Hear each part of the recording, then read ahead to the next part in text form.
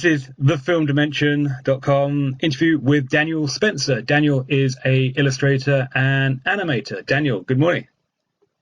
Good morning. Hi, buddy. Right. So we're in the UK at the moment with a very, very sunny day, and it's lockdown at the moment. Just wanted to talk to you about your work, your animation, how you got to making films, why you wanted to make films, animated films. Where did your sort of journey begin? How did you get into being creative? Um, I mean, as long as I remember, I like to make stuff, whether it was something like Lego or Meccano and things like that. And in terms of an interest in drawing, sort of developed through school. When it came to sort of choosing options for in sixth form, that's when I knew at that point that originally I wanted to be an illustrator. I wanted to just do hand drawn sketches and things like that, and that's what I applied for university. And it was really only in my final year and a bit of university that I kind of pivoted into doing animation. I've never done any of meaning before that, and then just once I started, it just felt right. And I haven't really been able to stop since. Sure. Obviously, it's something you love doing, and you feel that it's important. You have made one animated short at the moment. Is that right? Yeah, that's correct. And what's that called? It's called Oh Dear. Yeah. Hopefully, people will see this interview along with the film, because we are planning to feature it on thefilmdimension.com. I've seen it. It's very, very good. It's very funny. I like it.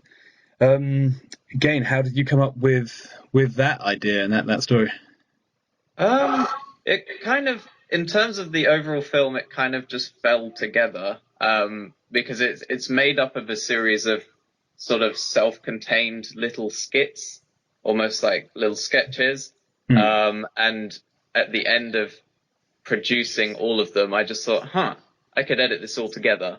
So the actual film format was almost a happy accident. It wasn't necessarily by design until towards the end of the project, when I started creating skits that might tie things together.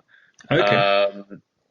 But the overall reason it came into being was it was my final university project, and I just wanted, since I sort of just started making animation in that style, I just wanted to make what was almost going to be an extended show reel from not a lot of projects. So I thought, well, why not just make the project a film that is at the same time a platform for me to learn the craft, learn what I'm doing, but also as a way of presenting lots of different things that I can do. Sure. So you didn't overplan it too much. It sort of came together. No, just kind of organically came together I mean, maybe that sounds silly and cliche, but it was really a case of I need to just keep making stuff, because the project was, I had 20 weeks to produce something. So my mentality was I need to keep making stuff, and then hopefully it will come together in the end. And keep filming, and it'll all come together in the edit. Well, it worked, it worked for you, and I think there's a lot to be said for doing it that way. Do you have any other shorts or features that you would like to produce, to work on? Are you looking for work at the moment? Ideas for new ones, but it's more a case of, I mean, when I look back at Oh Dear, for instance, I mean, I know the thing's 5 minutes long, which in animation terms is quite long, for one person. I think, if I wanted to spend the same amount of time that I did on that, which was probably 5-6 days a week of maybe 12 hours a day for 20 weeks, I don't know if I'd survive it. So I've got ideas for shorts, but I think there's a real tendency, specifically when I get to the point of trying to develop the ideas into something a bit more tangible, where I'm like, oh no, this is getting out of hand again. I don't know how realistically I could do it, but I've got ideas in the pipeline, as it were, in sort of early stages of getting them into something cohesive. I think I'd love to But at the minute, actually, I think a lot of what I want to do is I've been doing little bits of freelance animation here and there, and I'm enjoying the short format. Sure. And working to deadlines, I think, means I produce things more quickly.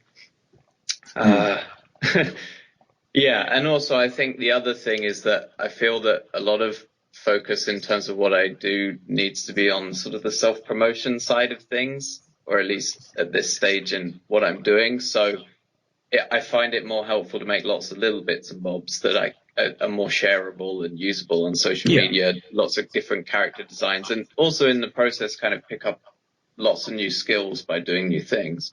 Absolutely, That's proved sort of maybe more valuable than I worry if I spent a year producing a short film start to finish, then I might have just vanished off the map.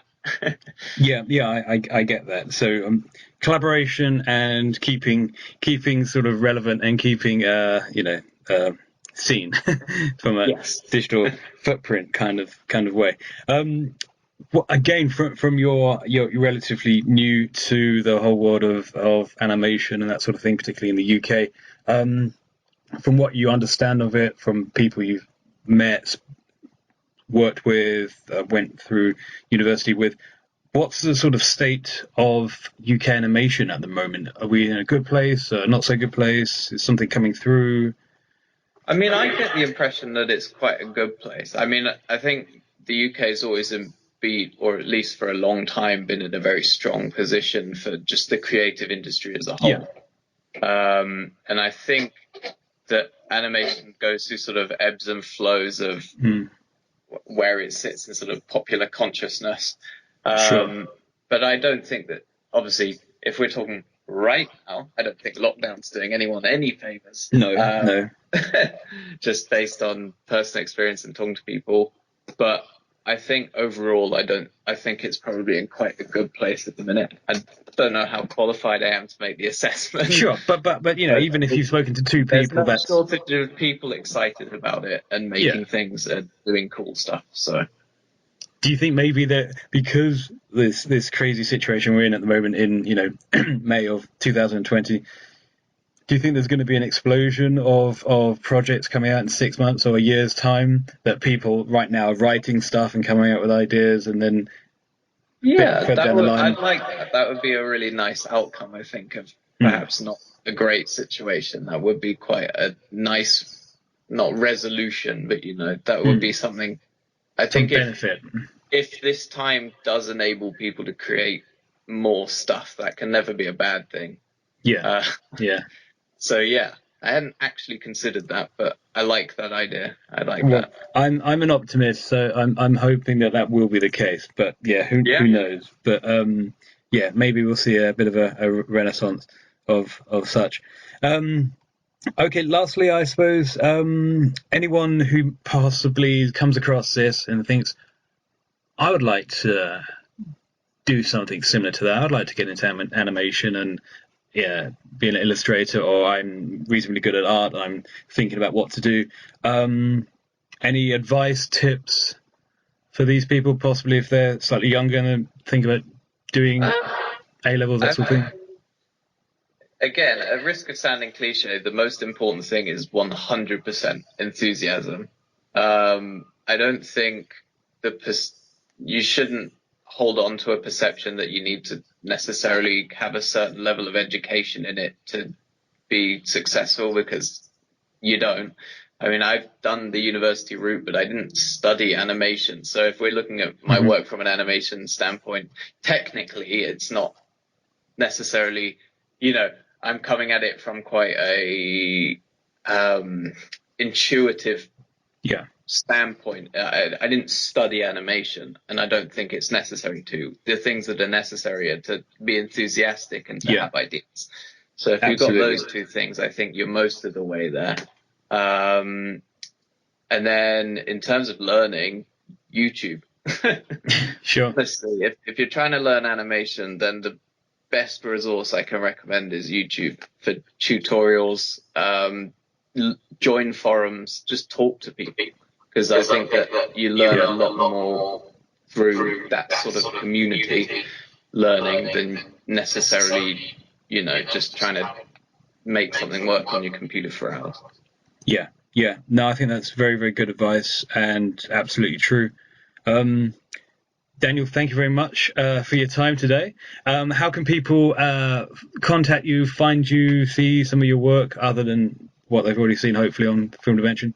But Well, you're on social most of media. my works are available under the name Daniel Spencer. So I have a website, www.idanielspencer.com. I have an Instagram page. That's probably the most convenient way to just get a snapshot of my work. Again, at Daniel Spencer. Sure. Other than that, most of my work is also on Vimeo under the same name. So you're YouTube. there. They can find you. Cool. We'll provide links and everything else. Daniel, thank you very much for your time today. Thank you for having me. Have a good rest of your day. Thank you.